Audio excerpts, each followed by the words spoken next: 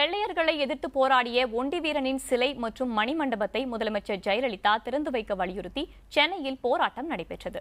போராட்டத்தின் போது ஆதித்தமிழர் பேரவையை சேர்ந்தவர்கள் தலைமைச் செயலகத்தை முற்றுகையிட முயன்றனர். அவர்களை காவல்துறையினர் தடுத்து நிறுத்தினர். அப்போது இரு தரப்பினருக்கும் இடையே தள்ளுமுள்ளு ஏற்பட்டது. இதனையடுத்து போராட்டக்காரர்கள் அனைவரும் கைது செய்யப்பட்டனர்.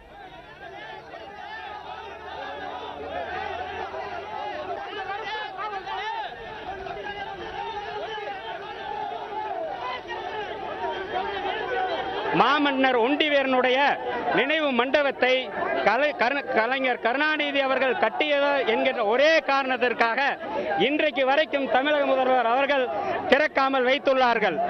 இந்த போக்கு ஒட்டுமொத்த